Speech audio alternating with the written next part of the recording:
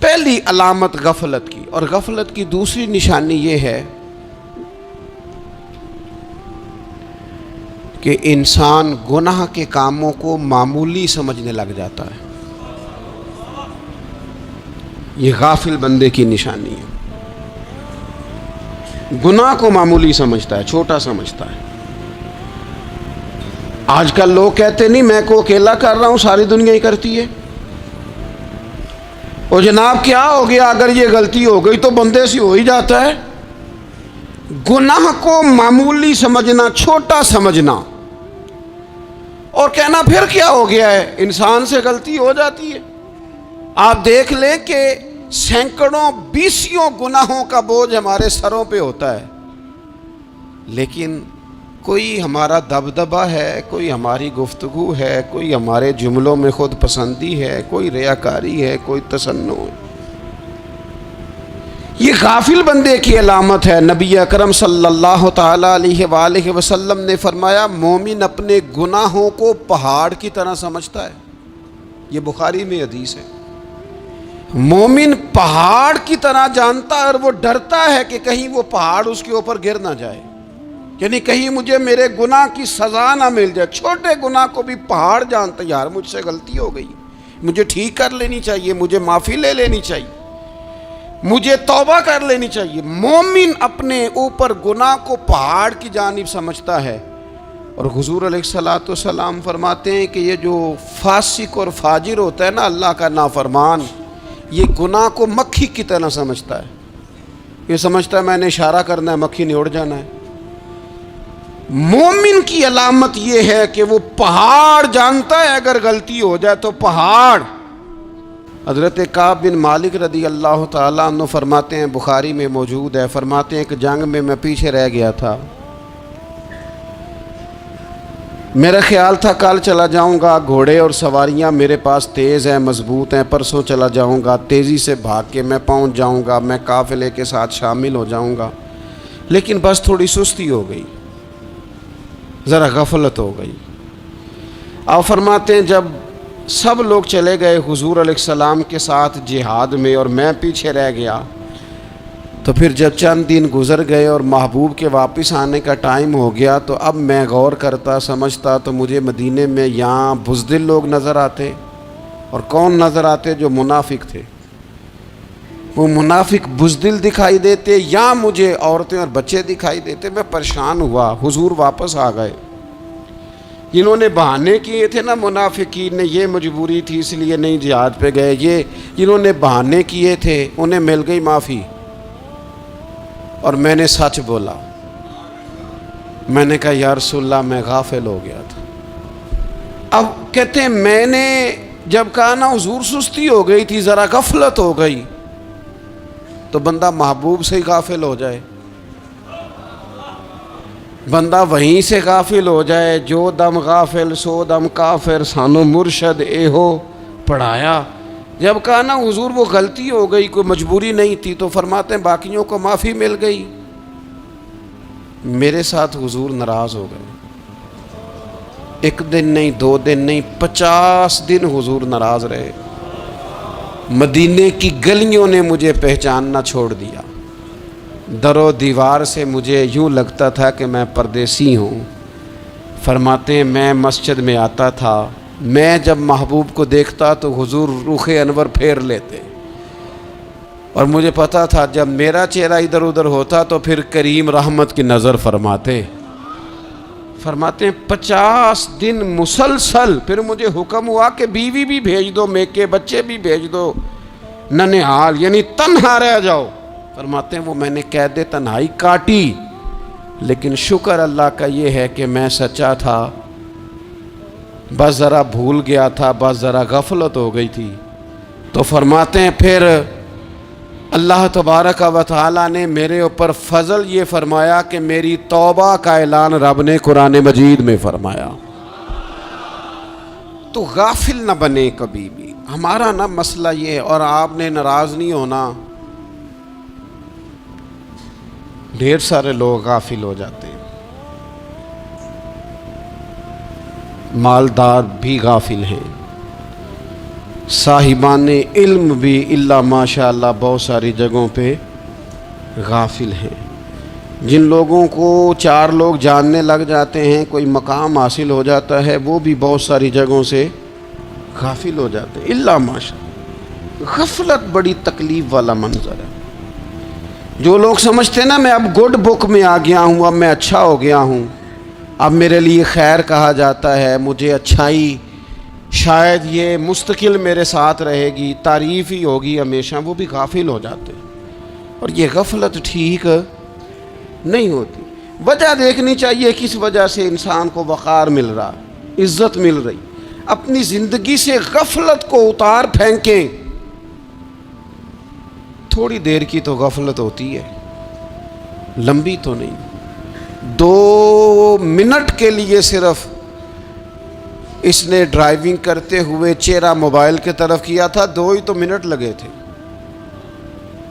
लम्हों ने खता की थी, सदियों ने सज़ा पाई। लम्हों ने खता की थी, सदियों ने सज़ा पाई। एक लम्हे के लिए गाफिल हुए थे और सदियां, नस्लें रोती रह गईं पीछे, बच्चे तड़पते रह गए, अहले खाना परेशान रह गए, माँ बाप सारी ज़िंदगी रोते रहे।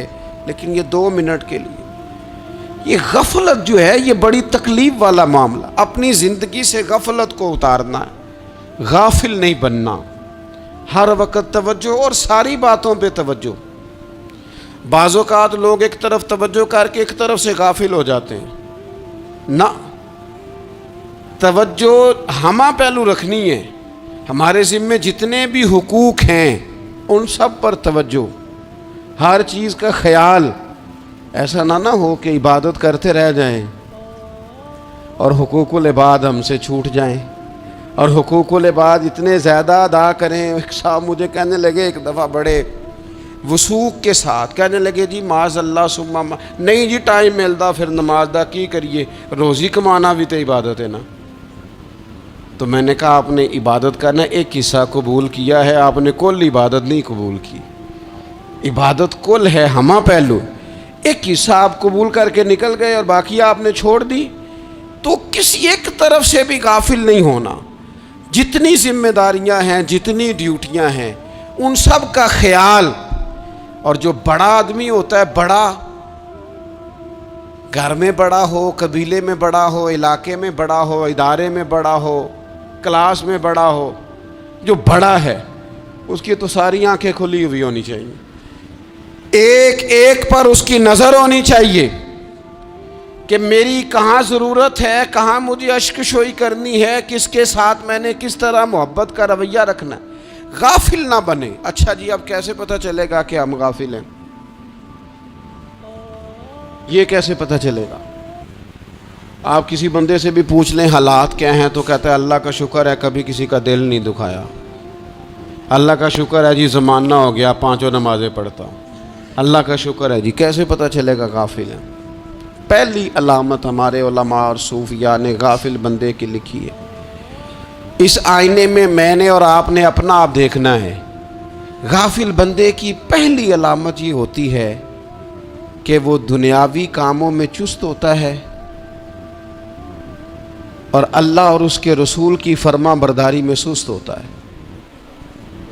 यानी नमाज के वक्त तो उसे नींद सताती है, परेशानी होती है, लेकिन अगर किसी जगह माल मिल रहा हो, पैसे मिल रहे हो, वहाँ जाना हो, तो फिर उसे कोई चीज़ भी तंग नहीं कर। दुनियावी कामों में चुस्त होगा, यानी टीवी के आगे, मोबाइल के आगे वो घंटों बैठा हुआ है। और अगर उसे 25 मिनट कुरान पाक सुनना पड़ जाए, अगर उसे 20 मिनट दीनी महफिल में बैठना पड़ जाए, अगर उसे कहा जाए कि तू 20 रकत नमाज नफल अदा कर, दुनियावी कामों में चुस्त है, दीनी कामों में, ये गफलत की पहली अलामत। फिर ज़ाती मामलात पे पैसा खर्च करना हो तो ढेर सारा है, किसी गरीब की मदद करनी हो तो। वो हमारे एक दोस्त हैं, वो अक्सर कहा करते हैं, वो कहते हैं आजकल किसी से कहना फलाई काम में, दीनी काम में, किसी की मदद में कुछ 4 पैसे खर्च करने हैं, तो लोग कहते हैं हाथ तंग है। हाँ, कोई सस्ता प्लाट मिलता हो ना, اور اگر یہ سمجھ آ جائے کہ وہ مجبور ہے بیچارہ بیچنے والا، تو پھر کہتے ہیں میں 2-3 دوستوں کو پھاڑ لے سن۔ ذاتی کاموں میں جب بندہ چست ہو اور دینی کاموں میں سست ہو تو مطلب یہ ہے کہ بندہ غافل ہے۔ امام اعظم ابو حنیفہ رحمۃ اللہ علیہ گزر رہے تھے تو بارش ہو گئی تھی اور کوفہ میں کیچڑ تھا، تو آپ نے جو جوتے پہنے ہوئے تھے ان جوتوں سے چلتے ہوئے نا آپ کے پاؤں سے کچھ مٹی اڑی، تو سامنے ایک یہودی تھا، اب اس زمانے میں دیواریں کچی ہوتی تھیں، اس کے دیوار پر جا کے وہ مٹی جو تھی وہ لگ گئی۔ اب امام صاحب بڑے پریشان ہوئے کہ میں نے اس کی دیوار کو آلودہ کر دیا۔ یہاں تو لوگ اپنی اینٹیں رکھتے رکھتے کئیوں کی دیواریں توڑ ہی دیتے ہیں، اور پھر وہ اس پر ماننے کو بھی تیار نہیں ہوتے، تسلیم کرنے کو بھی تیار نہیں ہوتے۔ وہ کہتے ہیں پھر کیا ہو گیا، اب ہمارا یہاں گھر ہے تو ہم نے ٹرالی منگوانی نہیں تھی، ہمارا حق بنتا تھا۔ امام صاحب کے پیروں سے ذرا کیچڑ اڑا، یہودی کی دیوار پہ لگا، اس کی کچی دیوار تھی۔ امام صاحب پریشان ہو گئے، سوچنے لگے کہ اگر میں دیوار سے یہ کیچڑ اتارتا نہیں تو یہ بھی زیادتی ہے، میں نے اس کی دیوار کو گدلا کر دیا، اور اگر میں اتارتا ہوں تو کچھ مٹی اس کی دیوار کی بھی اتر جائے گی، کچی دیوار ہے، یہ بھی زیادتی ہے۔ مومن گناہ کو پہاڑ کی طرح سمجھتا ہے کہ کہیں گر نہ جائے، اس کی بھی کہیں سزا نہ مل جائے۔ امام صاحب نے اس کے دروازے پہ دستک دی، وہ باہر آیا تو اتفاق سے وہ آپ کا مقروض بھی تھا، اس نے پیسے دینے تھے۔ باہر نکلتے ہی کہنے لگا اوہ آپ تو قرض لینے آ گئے، میرے پاس تو ابھی گنجائش نہیں ادا کرنے کی۔ تو امام صاحب کہنے لگے تو قرض چھوڑ، وہ میں نے معاف کیا، میرے سے غلطی ہو گئی ہے، میں آ رہا تھا، لکڑی کے جوتے اس زمانے میں کھڑاؤں لوگوں نے پہنے ہوتے تھے، کہا وہ میرے پیروں سے ذرا کیچڑ اڑا ہے، تیری دیوار پہ لگ گیا ہے۔ اب میں بڑی دیر سے کھڑا سوچ رہا ہوں کہ اگر میں تیری دیوار صاف نہ کروں تو میں نے یہ میلی کر دی، گدلی کر دی، یہ بھی بات درست نہیں ہے، زیادتی، اور اگر میں اسے صاف کرتا ہوں کچی دیوار سے کچھ مٹی اتر جائے گی تو یہ بھی زیادتی ہے، اب تو بتا میں کیا کروں۔ تو بے موسمہ پھل تھا نا یہ، تو بے موسمہ پھل دیکھ کے بندہ حیران ہو جاتا ہے، جو باتیں روٹین میں نہ ہو رہی ہوں وہ ذرا انوکھی لگتی ہیں، بندہ حیران ہو گیا، غور سے امام صاحب کا چہرہ دیکھنے لگا، غور سے چہرہ دیکھنے لگا۔ اب تھوڑی دیر سوچنے کے بعد کہنے لگا حضور پہلے میں نے دین اسلام کے بارے میں پڑھا اور سنا تھا، آج میں نے دین دیکھا ہے۔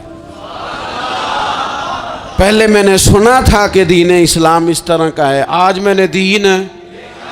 ہم نہ پوری دنیا کے کافروں کو دین سنانا چاہتے ہیں، دکھانا نہیں چاہتے، ہم نیک نظر آنا چاہتے ہیں، نیک بننا نہیں چاہتے، ہم نیک نظر آنا چاہتے۔ نتیجہ کیا نکلتا ہے کہ کچھ عرصے کے بعد پتہ چل جاتا ہے بندہ کس لیول کا نیک ہے، کیا معیار ہے اس کی نیکیوں کا۔ کہنے لگا حضور پہلے میں نے دین سنا تھا، آج دیکھا ہے۔ آپ وہ مٹی کی دیوار پر جو کیچڑ لگ گیا ہے، دیوار کو بعد میں صاف کیجئے گا، پہلے کلمہ پڑھائیں تاکہ میرے اندر کا کفر صاف ہو جائے، مجھے مسلمان کر دیں۔ تو غافل آدمی جو ہوتا ہے نا، وہ پھر تیسری بات، جب بندہ بہت زیادہ غافل ہو جاتا ہے پھر اعلانیہ گناہ کرنے لگتا ہے۔ ایک گناہ پھر اس کا اظہار گناہ۔ ایک بندہ، حدیث پاک میں آتا ہے، ایک بندہ رات کو کوئی غلطی کرتا ہے، اللہ تعالیٰ اس پہ پردہ ڈال دیتا ہے، لیکن وہ سویرے خود لوگوں کو بتاتا پھرتا ہے میں نے یہ کیا، میں نے یہ کیا۔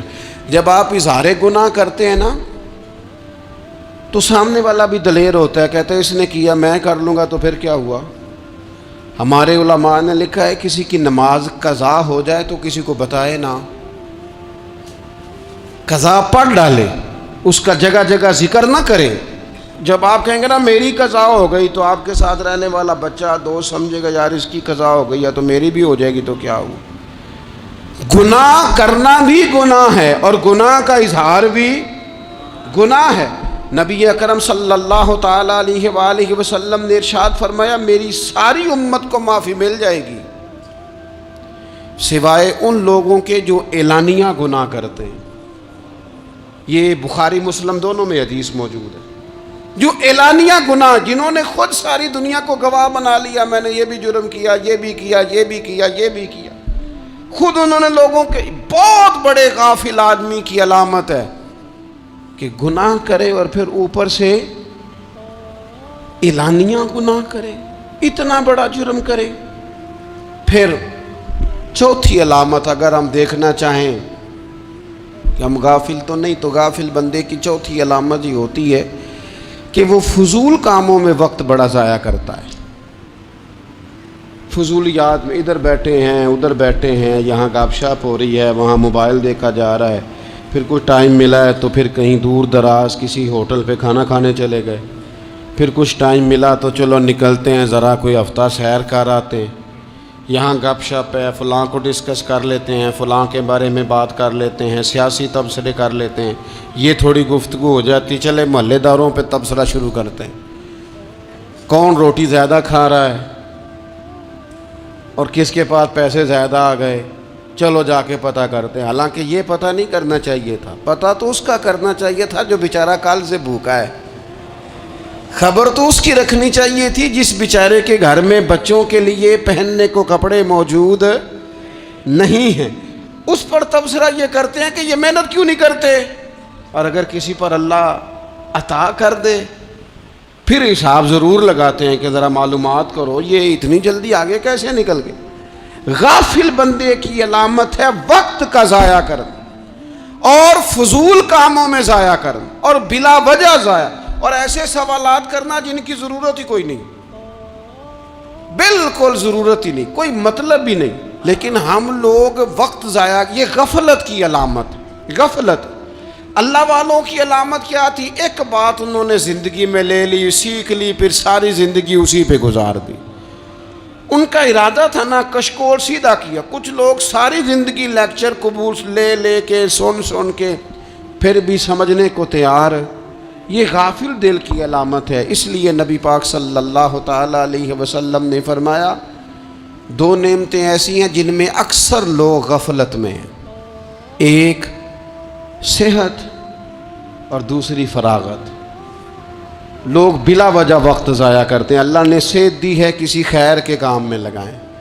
اگر آپ کے پاس فارغ وقت ہے تو قرآن پاک کو یاد کریں، ترجمہ اور تفسیر سے پڑھیں، محبوب پاک علیہ السلام کی احادیث کو یاد کریں، اللہ والوں کی باتیں سنیں.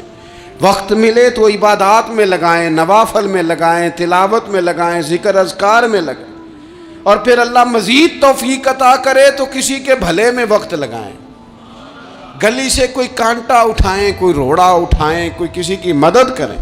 لیکن یہ غافل ہونے کی علامت ہے کہ اپنے وقت کو ضائع کرنا. اور پھر اسی طرح غفلت کی پانچویں علامت یہ ہے کہ اگر بندے کو دنیا سے پورا پیار ہو جائے، یعنی شب قدر میں بھی آ کے کہتا ہے یا اللہ کبھی پیسے دے دینا، شب برات والے دن بھی کہتا ہے کہ مالک اگر کبھی کوئی ایسا سبب لگ جائے نا، یعنی بیت اللہ شریف کے سامنے کھڑے ہو کے بھی اگر اس نے مال ہی مانگنا ہے وہاں بھی اس نے یہی سوال کرنا ہے، حب دنیا اتنی غالب آ جائے تو یہ غافل ہونے کی علامت. دنیا ضرورت ہے، مقصد نہیں ہے. دنیا کی حاجت ہے، مقصد نہیں ہے. یہ مقصود نہیں. اور جب لوگ فقط دنیا کے مال کو، دولت کو، نبی پاک علیہ السلام نے فرمایا وہ لعنتی ہے جو درہم اور دینار کا بندہ بن گیا ہے، پیسوں کا بندہ بن گیا ہے. مل جائے تو خوش ہوتا ہے، نہ ملے تو تکلیف میں آ جاتا ہے. یہ غافل بندے کی علامت. مومن تو وہ ہوتا ہے کہ دولت رزق حلال ضرور کماتا ہے تاکہ کسی کے آگے ہاتھ نہ پھیلانا پڑے، کوشش ضرور کرتا ہے، پر دنیا کو جیب میں جگہ دیتا ہے، دل میں نہیں دیتا. اس کی جگہ جہاں ہے اسے وہاں رکھتا ہے، اسے دل میں جگہ. دل تو ایک ہے، اس میں رب و رسول کو بسائیں گے یا کسی اور کو بسائیں گے. تو حب دنیا یہ غافل ہونے کی بہت بڑی علامت ہے. پھر اسی طرح جو بندہ رب کریم کو جانتا نہیں نا، وہ بھی غافل ہو جاتا ہے۔ ایک تو جو یہ نہیں نہ جانتا کہ رب کریم سزا دے گا، وہ مجھے دیکھ رہا ہے، اسے نہ اونگ آتی ہے نہ نیند آتی ہے، جو اس کی معرفت نہیں رکھتا کہ میرا رب ہر وقت مجھے دیکھ رہا ہے، وہ بھی غافل ہو جاتا ہے۔ جسے پتہ ہونا کہ مجھے دیکھ رہا ہے وہ غافل نہیں ہوتا۔ اور جو یہ سمجھ لیتا ہے نا کہ شاید معاذ اللہ ثم اس یقین کو پکا نہیں کرتا، وہ غافل ہو جاتا ہے۔ اور ایک جو یہ نہیں نہ جانتا کہ رب مہربان کتنا ہے، وہ بھی غافل ہو جاتا ہے۔ مجھے بتائیے سب سے زیادہ تو بندہ اس کے دروازے پہ جاتا ہے نا جو سب سے زیادہ مہربانی کرنے والا ہو، اس دروازے سے بندہ اٹھتا ہی نہیں۔ تو جس کو یہ یقین ہو جائے نا سب سے زیادہ کرم فرمانے والی ذات اللہ رسول کی ہے، وہ کبھی رب رسول سے غافل نہیں ہوتا، وہ کبھی اللہ رسول کا دروازہ چھوڑ کے نہیں جاتا، وہ کبھی کسی اور جگہ جا کے پناہ تلاش نہیں کرتا۔ جسے پتہ چل جائے نا وہ کریم کتنا ہے، مہربان کتنا ہے۔ ملا رومی رحمت اللہ علیہ فرماتے ہیں بہت بڑا مجرم تھا ایک بندہ، بہت بڑا گناہگار تھا، بت کو پوجتا تھا، تھک گیا، ساری رات بت کے سامنے کھڑا تھا، معاذ اللہ یا صنم یا صنم یا صنم کہتے، تھک گیا، نیند آ گئی، اونگ آ گئی۔ جب پوری طرح نیند آ گئی اور دماغ پہ نیند قبضہ کرنے لگی تو اس کے منہ سے نکل گیا، صنم صنم کہہ رہا تھا نا، نکل گیا یا صمد، او بے نیاز مالک۔ رب کریم نے فرشتوں سے فرمایا دوڑ کے جاؤ، جو کہتا ہے اسے دے دو۔ فرشتے کہنے لگے مالک تو بت کو پکار رہا تھا، اس نے تو غلطی سے نام لیا ہے، فرمایا مجھے نہیں پتا، لیکن دیکھو نا اس نے مجھے پکارا تو ہے نا، کتنی دیر سے جھوٹے کو پکار رہا تھا، اس کا معاملہ حل نہیں ہوا، اب اگر سچے کو پکارنے پہ بھی حل نہ ہوا تو فرق کیا رہ جائے گا؟ دے دو جو مانگتا ہے، دے دو۔ میرے دوست گھر پتہ چل جائے وہ کریم کتنا ہے، وہ مہربان کتنا ہے۔ میرے رسول پاک علیہ الصلوۃ والسلام نے تو فرمایا تیری آنکھ سے اگر اس کے خوف سے اتنا آنسو بھی نکل گیا جتنا مچھر کا پر ہوتا ہے، تو جس طرح بھینس کے تھنوں سے نکلا ہوا دودھ واپس تھنوں میں نہیں نہ جاتا، جو اتنا بھی روئے نہ روئے اللہ کے خوف سے، وہ بندہ دوزخ میں نہیں جائے گا۔ تھوڑی دیر کے لیے ڈر جائے اپنے رب سے، آئے تو صحیح۔ عدم معرفت غفلت پیدا کرتی ہے، تو آ تو صحیح، وہ تو کریم ہی بڑا ہے، وہ تو مہربان ہی بڑا ہے۔ حضرت زنیرہ رضی اللہ تعالی عنہ حضور کی صحابیہ ہیں۔ ایام جو مکے کے تھے مسلمانوں پر بڑی آزمائش کے تھے، انہیں بڑا مارا کفار نے، اتنا مارا کہ ان کی بینائی چلی گئی، نظر آنا بند ہو گیا۔ کافروں کی عورتوں نے تانا دیا کہ تو نے ہمارے بت چھوڑے ہیں نا، تو دیکھنا تیری بینائی چلی گئی۔ تو جناب زنیرہ اللہ پہ بھروسہ، توکل، معرفت الہی کا جذبہ، اٹھ کے کھڑی ہو، کہنے لگی چپ کرو، تمہارے جھوٹے بت کیا کر سکتے ہیں، میرا رب چاہے تو صبح جب میں اٹھوں تو میری آنکھیں روشن ہو، اگر کریم کرم کر دے۔ لوگ کہتے ہیں واقعی ایسا ہوا، جب وہ سویرے اٹھیں تو اللہ نے ان کی روشنی واپس کر دی تھی۔ تجھے پتہ چل جائے نا وہ مہربان کتنا ہے۔ وہ ایک بزرگ تھے تو ان سے کسی نے کہہ دیا کہ اگر آپ کا حساب آپ کے ماں باپ کے ذمہ ہو جائے تو پھر کیسا، پوچھنے کے لیے قیامت میں اگر ماں باپ حساب لیں تو پھر کیسا۔ تو بڑے سیانے لوگ تھے جو دل والے تھے، کہنے لگے نہیں، رب کریم ہی ٹھیک ہے، اس لیے کہ وہ ماں باپ سے کہیں بڑھ کر پیار کرنے والا ہے۔ اگر یہ معرفت مل جائے وہ کریم کتنا ہے، اور جب بندہ پوری طرح اس کی بارگاہ میں آ کے تڑپ جاتا ہے نا، مولا میں جاؤں کدھر، تیرا دروازہ چھوڑ کے جاؤں کدھر۔ اقبال کہتے ہیں وہ ایک سجدہ جسے تو گراں سمجھتا ہے، 1000 سجدوں سے دیتا ہے آدمی کو نجات۔ تجھے جگہ جگہ جھکنا نہیں پڑے گا اگر تو صحیح معنوں میں اپنے رب کی بارگاہ میں جھک جائے۔ تو میرے عزیز کوشش کریں کہ اس کی معرفت، اس کا کرم، اس کی عطا اور اللہ تبارک و تعالیٰ کے حاضر و ناظر ہونے پر عین الیقین، حق الیقین حاصل کریں. اور پھر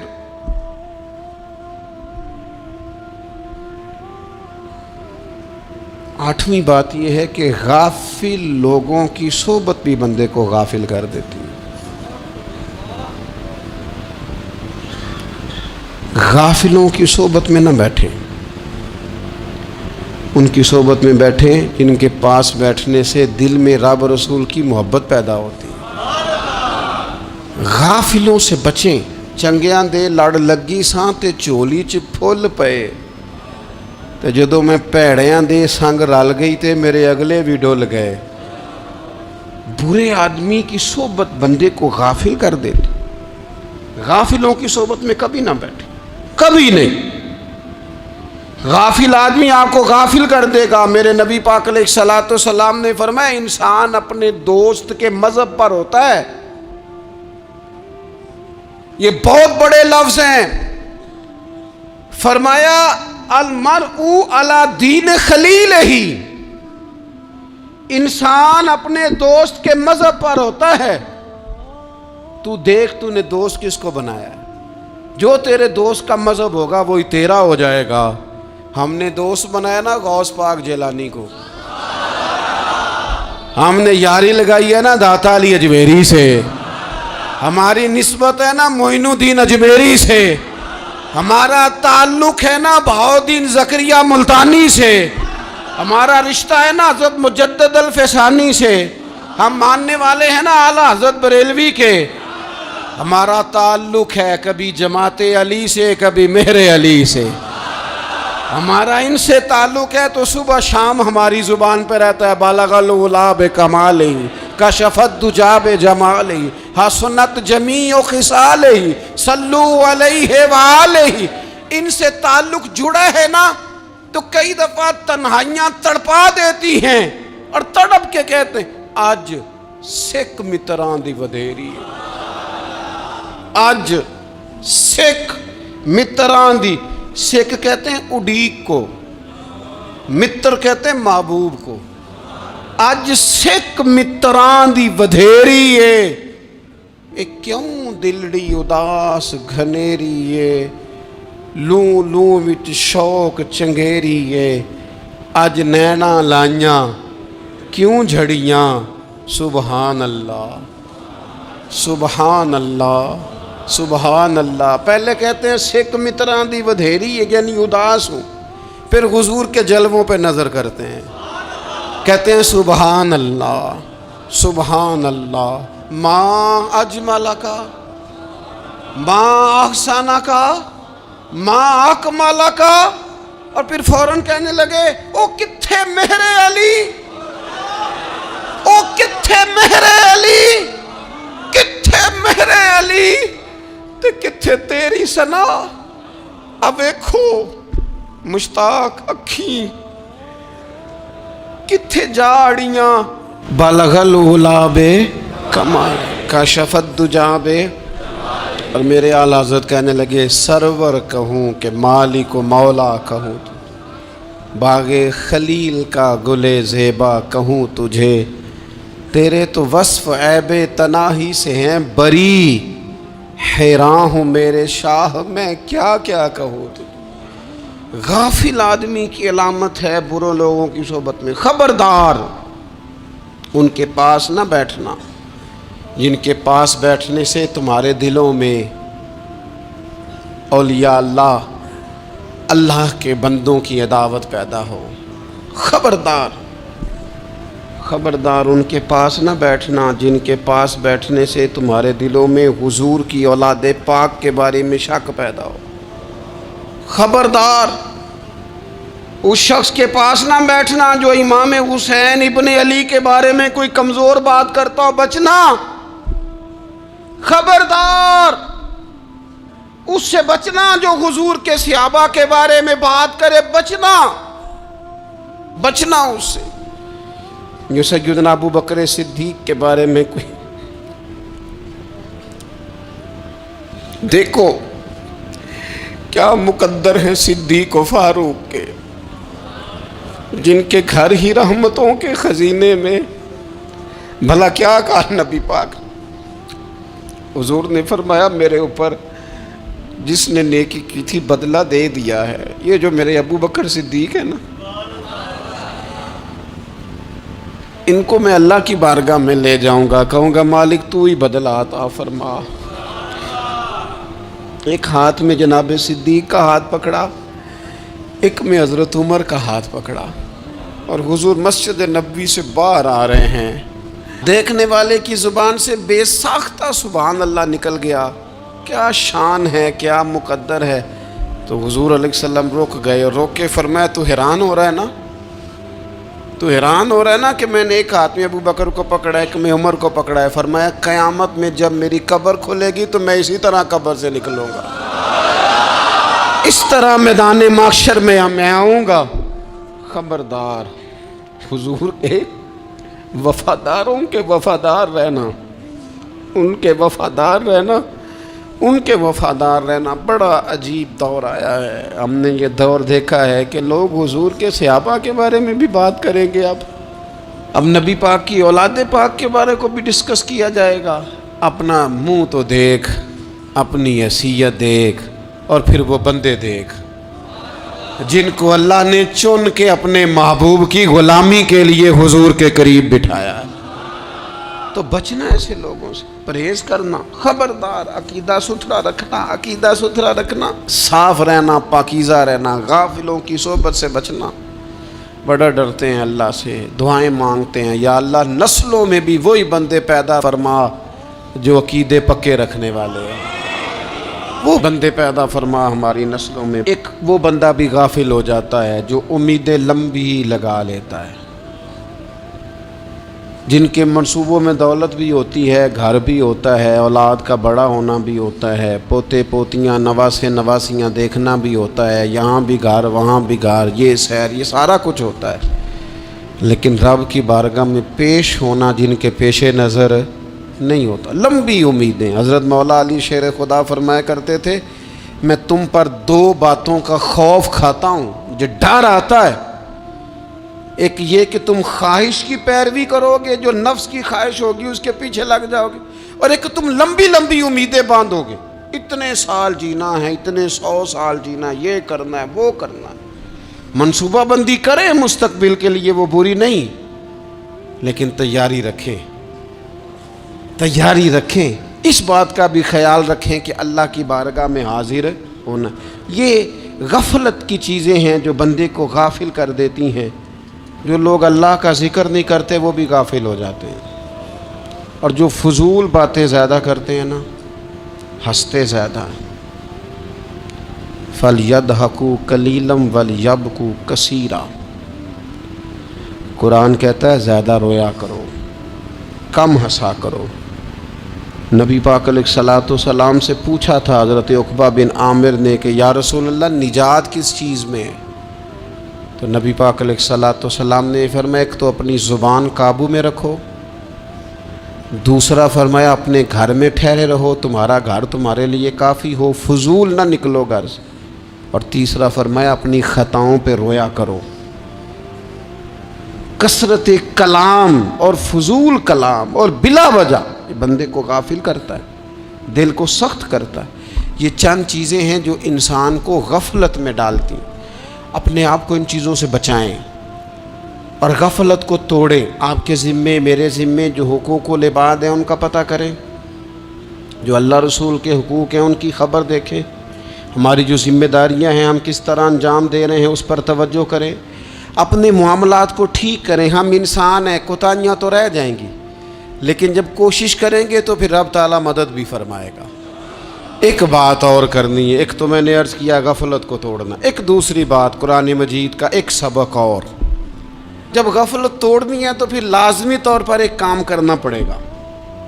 میں نے یہ عرض کیا تھا کہ پلاننگ نہیں کرنی، فیصلہ کرنا ہے۔ تو فیصلہ کرنا ہے تو کرنا کیا ہے؟ پھر قرآن حکیم نے سورہ بقرہ میں کہا فاستبقوا الخیرات، یعنی تم نیکیوں کی طرف دوڑو، جلدی جلدی نیکیاں کرو، فٹافٹ۔ دیر نہ کرو. فٹافٹ سے مراد یہ نہیں کہ نیکی جلدی جلدی کر جاؤ، یعنی ٹال مٹول نہ کرو خیر کے کام میں. کل کریں گے، پرسوں کریں گے. عمرہ کر رہے ہیں پھر نیکی ہیں، حج کر رہے ہیں پھر نیکی ہیں، بچے بیال ہوں پھر میں نیک ہوں. یہ تھوڑا سا یہ کام ٹال مٹ. فاستبقوا الخیرات، نیکیوں کی طرف دوڑو، جلدی کرو، بھاگو. نبی پاک صلی اللہ تعالیٰ علیہ وسلم نے فرمایا 5 چیزوں کو 5 چیزوں سے پہلے غنیمت جانو. حضور علیہ الصلوۃ والسلام فرمانے لگے ایک تو تم جوانی کو نہ بڑھاپا آنے سے پہلے پہلے غنیمت سمجھ لو. نبی کریم صلی اللہ تعالیٰ علیہ وآلہ وسلم ارشاد فرمانے لگے کہ اپنی صحت کو غنیمت جان لو بیماری آنے سے پہلے پہلے. پھر حضور علیہ الصلوۃ والسلام فرمانے لگے اگر اللہ نے تمہیں مال دیا ہے، وسعت دی ہے، تو نیکی کر لو، خرچ کر لو اللہ کے راستے میں. خدا نہ خواستہ تم پر غریبی آ جائے. اور پھر حضور سید عالم صلی اللہ تعالیٰ علیہ وسلم فرمانے لگے اگر تمہیں اللہ نے کچھ فراغت دی ہے، بہت زیادہ مصروف نہیں ہو، تو غنیمت جان لو، جلدی سے نیکی کر لو قبل اس کے کہ تم مشغول ہو جاؤ. اور 5ویں بات حضور نے بیان کی، فرمایا زندگی کو غنیمت جانو موت آنے سے پہلے پہلے. جلدی سے نیکی کر لو. نیکی کے لیے ساری زندگی منصوبہ بندی نہ کرتے رہو. نیکی کے لیے دیکھو نا، ہماری زندگی میں یہاں دنیا میں رہ کے چند منٹوں میں وہ نیکی کی جا سکتی ہے جو قیامت کے بعد صدیوں کا ہمارا فائدہ کرے گی، صدیوں کا فائدہ کرے. کرتے نہیں. پلاننگ کر رہے ہیں، منصوبہ بندی کر رہے ہیں، بس تیاری کر رہے ہیں، بس حضرت آپ دعا کر دیں، اللہ تعالیٰ دعائیں بھی قبول فرمانے والا ہے. لیکن جو نیکی نصیب ہوتی ہے اسے جلدی سے کر گزریں، اسے فٹافٹ کریں. میں ایک گاؤں میں گیا، اب تو خیر وہ دور نہیں رہا، یہ 10-15 سال 20 سال پہلے نا جو نوجوانوں کی مصروفیات ہوتی تھیں ان میں سے ایک مصروفیت یہ ہوتی تھی کہ گندم لے کے چکی پہ جانا ہے، آٹا پسوا کے لانا ہے. یہ ایک بڑی، چونکہ سبھی گھروں کے اندر سال کے لیے گندم سٹاک کر لی جاتی تھی، تو گندم لے کے جانا یہ ایک ڈیوٹی ہوتی تھی. ایک نوجوان ایک گاؤں میں، اس کی مجھے تعریف سننے کو ملی. تو ایک بوڑھی اماں کہنے لگی یہ تو بڑا نصیباں ہے، سارے اندر آٹا پہ آلے ہوتا ہے. اور آتے جاتے پوچھ لیتا ہے کہ اماں کوئی، کہنے لگی میرے بچے باہر ہوتے ہیں، یہ مجھے دوائی بھی لا دیتا ہے شوگر کی، میں مریضہ ہوں. یعنی خیر جتنی ہو سکے جتنی. میرے ایک سنگی ہیں تو سڑک پہ کوئی بندہ کھڑا ہوتا ہے نا، اللہ تعالیٰ انہیں سلامت رکھے، بندہ کھڑا ہوتا ہے تو کہتے ہیں میں اس سے پوچھ لیتا ہوں بابا جی کدھر جانا ہے، فلانی جگہ جانا ہے، تو کہتے ہیں میں موٹر سائیکل پہ بٹھا لیتا ہوں. بندہ دیکھ کے مجھے سمجھ آ جاتی ہے ضرورت مند ہے، کوئی چور نہیں، کوئی ڈاکو نہیں، ضرورت مند ہے. میں اسے منزل تک نیکی جتنی میسر آئے، جس حد تک میسر آئے. کیا کہا ہمارے نبی پاک علیہ السلام نے؟ حضور نے ہم سے فرمایا کچھ نہ ہو سکے تو بات ہی مسکرا کے کر لینا، اس پر ہی اللہ صدقے کا ثواب عطا کرے. فاستبقوا الخیرات، جلدی سے نیکی کر لو. اپنے نامہ اعمال میں روز نیکیاں جمع کرو، کوئی نہ کوئی خیر کا کام روز کرو اور جلدی سے کرو.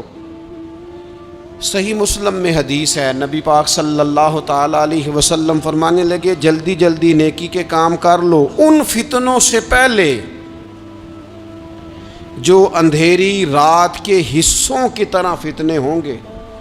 فرمایا اس وقت حال یہ ہوگا کہ آدمی صبح مومن ہوگا، شام کو کافر ہو جائے گا، شام کو مومن ہوگا تو صبح کافر ہو جائے گا. اور فرمایا لوگ دنیا کے بدلے اپنا دین تک بیچ ڈالیں گے. معاذ اللہ جھوٹی قسمیں نہیں کھائی جاتی، جھوٹا قرآن مجید نہیں لوگ اٹھا لیتے. لوگ دنیا کے لیے دین بیچ ڈالیں گے. اس سے پہلے جب فتنے اتنے زیادہ ہو جائیں، اس سے پہلے نیکی کر لو، کوئی خیر کا کام کر لو، جلدی سے کچھ ایسا کر لو. حضرت عقبہ بن حارث رضی اللہ تعالیٰ عنہ فرماتے ہیں یہ دیکھیں ہمارے نبی پاک علیہ السلام کی سیرت کیا ہے، حضور کا اسوہ کیا ہے، نبی پاک علیہ السلام ہماری تربیت کس طرح کرتے ہیں. حضرت عقبہ بن حارث رضی اللہ تعالیٰ عنہ کہتے ہیں ہم نے نبی پاک علیہ السلام کے ساتھ عصر کی نماز پڑھی، یہ صحیح بخاری میں موجود ہے. فرماتے حضور سلام پھیرتے ہی فوراً اٹھ کے گھر تشریف لے گئے. یہ ہمارے لیے نا انوکھی بات تھی، غیر متوقع تھی، پہلے کبھی ایسا ہوا نہیں۔ سلام پھیرا نماز کا، حضور جلدی سے تشریف لے گئے۔ اب ہم حیران تھے، اور حیرت انگیز طور پر حیران تھے کہ کریم اتنی جلدی تشریف لے گئے۔ تھوڑی دیر ہوئی حضور واپس آ گئے، تو محبوب پاک علیہ السلام فرمانے لگے گھر میں نا ایک چھوٹی سی ڈلی، ایک چھوٹا سا ٹکڑا سونے کا پڑا تھا، مال آیا تھا سارا صدقہ کر دیا، وہ تھوڑا سا پڑا تھا، اچانک مجھے یاد آیا وہ تو پڑا رہ گیا۔ تو حضور فرمانے لگے میں نے کہا کہیں ایسا نہ ہو جائے کہ ساری رات گزر جائے اور میرے گھر میں پڑا ہی رہ جائے، میں جلدی سے جا کے اسے خیرات کر دوں۔ میں نے خیرات کیا، پھر میں واپس آ گیا ہوں۔ جلدی سے نیکی، جلدی سے نیکی کر لی جائے۔ ہم بڑا انتظار کر رہے ہیں، بڑا لمبا ہمارا پروگرام ہے، ہمارے پاس ٹائم ہی بڑا ہے۔ کسی نے کان میں کہہ دیا ہے تیرے پاس بڑا وقت ہے، ابھی تو بڑی عمر پڑی ہے، ابھی تو جناب او میرے بھائی یہ لوگوں کے کہنے کی باتیں ہیں، پھر پتہ ہی نہیں چلتا حالات کس طرح کے ہو جاتے ہیں اور کیا معاملات انسان کے ساتھ درپیش ہوتے ہیں۔ جتنی خیر میسر آئے، جتنا بھلا میسر آئے، جتنی انسان کو توفیق ملے۔ میں نے بزرگوں کو دیکھا، اپنے اصحاب کو، پہلے وہ خدام سے کہتے کہ میں سونے لگا ہوں، اور پابند کرتے لوگوں کو کہ فلاں وقت، بزرگوں کو میں نے دیکھا اپنے، وہ پابند کرتے لوگوں کو کہ فلاں وقت میں موجود ہوں گا، آنا، خود پابند فرماتے۔ اور پھر جب بیدار ہوتے نا تو سب سے پہلے خدام کو بلا کے پوچھتے کوئی مہمان تو نہیں آیا؟ اور جناب آپ نے خود ہی تو پابند فرمایا فلاں دن آنا۔ کہنے لگے چل یار اگر کوئی آیا تو مجھے ملا لو، میری ملاقات کرا لو۔ کیوں؟ اس لیے کہ دور سے آیا ہے، مجھ سے ملنے آیا ہے، کوئی خیر کی بات سیکھنے آیا، چلو میرے نامہ اعمال میں کوئی نیکی جائے گی، کچھ نہ کچھ خیر جمع کر لی جائے، کچھ نہ کچھ ڈیوٹی کر لی جائے، کچھ کام کریں اور جلدی سے کریں۔ حضرت جابر ابن عبداللہ انصاری رضی اللہ تعالیٰ عنہ بیان کرتے ہیں، یہ بھی بخاری میں موجود ہے، کہتے ہیں ایک صحابی نا نبی پاک علیہ السلام کی بارگاہ میں حاضر ہوئے غزوہ احد کے موقع پر، اور حال ان کا یہ تھا کہ وہ کھجور کھا رہے تھے، اور کھجور انہوں نے منہ میں رکھی ہوئی تھی۔ حضور کی بارگاہ میں حاضر ہوئے اور عرض کرنے لگے یا رسول اللہ صلی اللہ تعالیٰ علیہ وسلم اگر میں شہید کر دیا جاؤں تو کہاں جاؤں گا؟ حضور فرمانے لگے جنت میں۔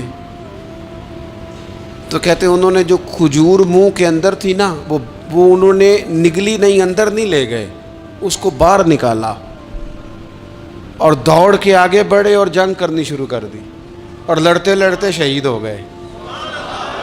کیا سبق دیا انہوں نے؟ سبق یہ دیا کہ نیکی کرنے میں اتنی دیر بھی نہیں کرنی جتنی کھجور کھانے میں دیر لگتی ہے۔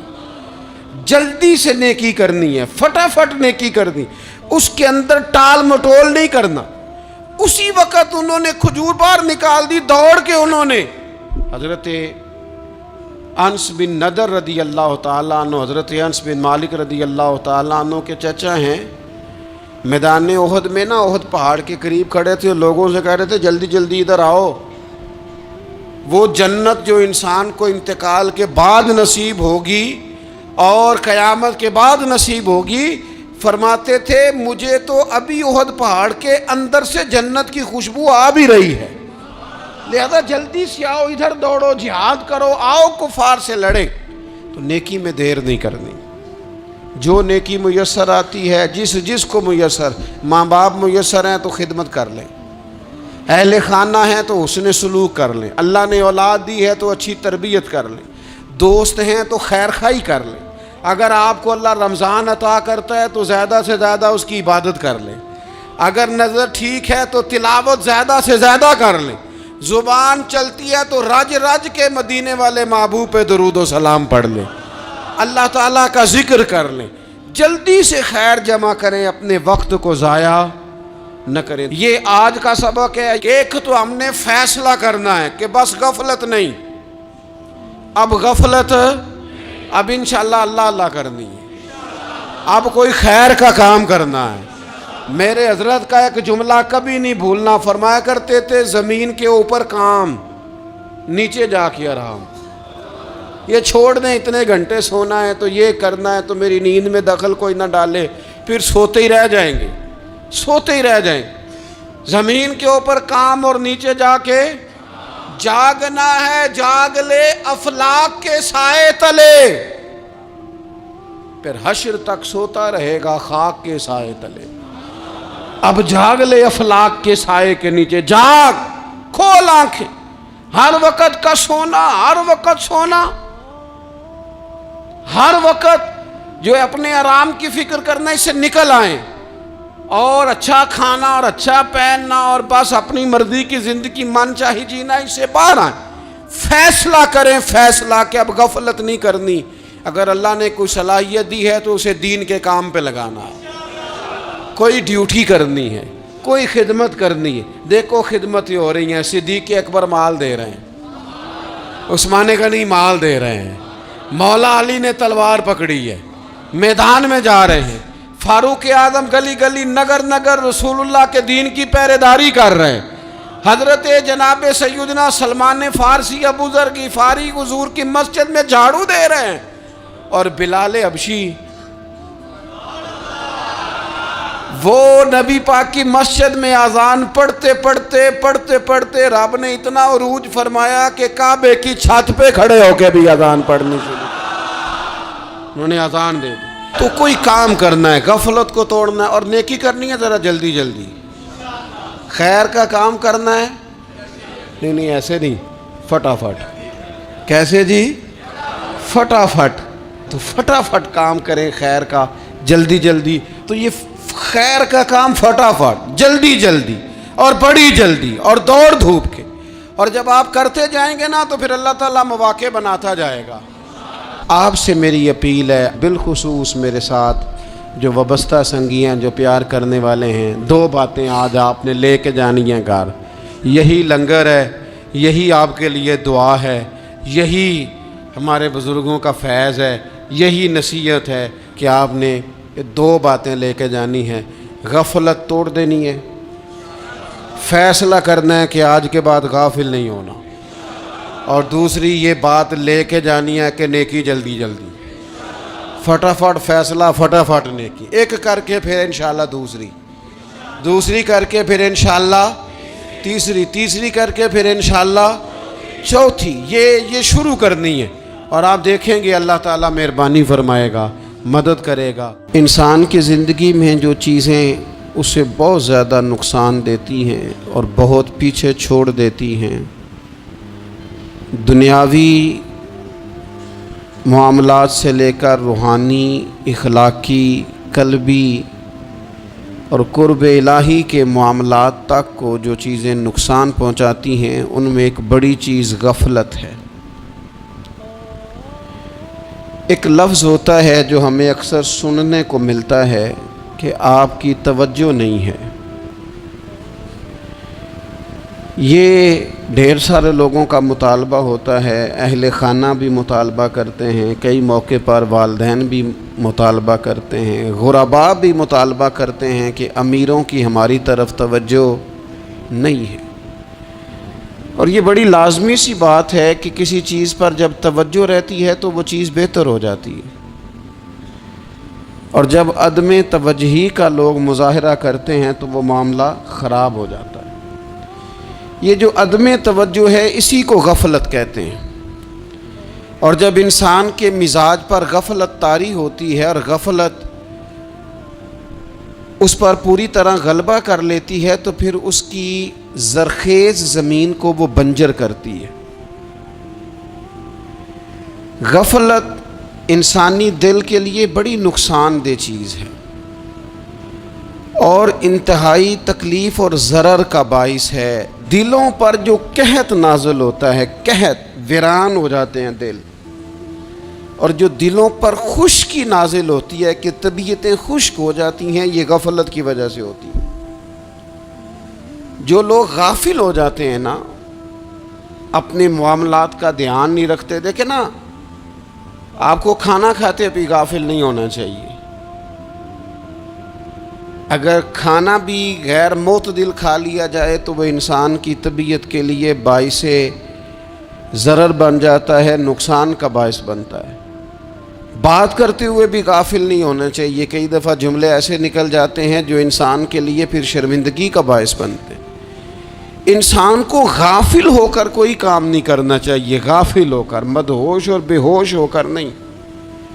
غفلت دل کو ویران کرتی ہے، طبیعت میں خشکی لاتی ہے، غافل کبھی نہ بنے۔ قرآن مجید فرقان حمید نے ارشاد فرمایا کہ اقترب للناس حسابہم، فرمایا لوگوں کے حساب کا وقت قریب آ گیا، وہم فی غفلت معرضون، اور وہ ابھی بھی غفلت میں منہ پھیرے ہوئے ہیں۔ ٹائم آ گیا حساب دینے کا، لیکن وہ ابھی بھی غافل ہیں۔ ہمارے جو زیادہ تر نقصان زندگی میں ہوئے ہیں وہ صرف ہماری غفلت کی وجہ سے ہوئے۔ ہم نے چیزوں پر توجہ نہیں دی، چیزیں گڑبڑ ہو گئیں۔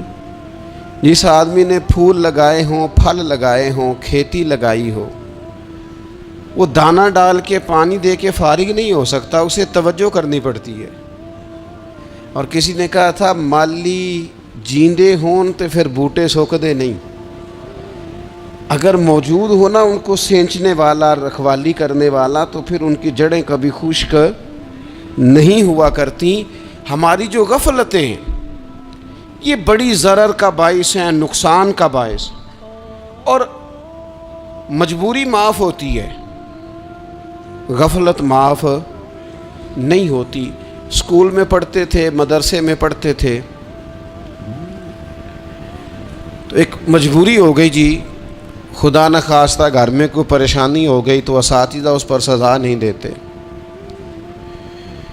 کوئی خوشی کا موقع ہے گھر میں، فیملی میں کسی کی شادی ہے، اساتذہ اس پر سزا نہیں دیتے۔ لیکن اگر کبھی پتہ چلتا تھا نا کہ یہ گھر سے تو آیا تھا لیکن مدرسے نہیں آیا، یہ اسکول نہیں آیا، رستے میں غافل ہو گیا، تو یہ بات خوفناک تھی۔ یہ قابل سزا جرم تھا کہ تو غافل ہو گیا اپنی پڑھائی سے، تو گھر سے آیا اور یہاں نہیں آیا۔ غفلت قابل سزا ہوتی ہے، مجبوری کی معافی ہوتی ہے۔ ہمارا آج کل جو مسئلہ ہے وہ غفلت کا ہے۔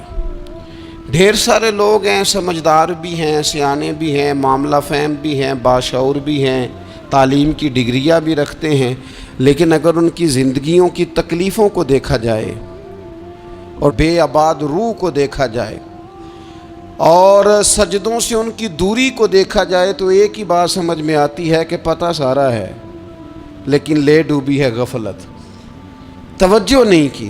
لائق بچہ بھی نالائق ترین زندگی گزارتا ہے، اس لیے کہ اس کے لائق ہونے کے ساتھ ساتھ اس کا توجہ کرنا بھی تو ضروری ہے نا۔ نرے لائق کا کیا فائدہ اگر وہ محنتی نہیں، اگر وہ توجہ ہی نہیں کرتا، اپنا سبق دھیان سے سنتا پڑھتا ہی نہیں، تو بھی جتنا مرضی لائق ہو پیچھے رہ جائے گا۔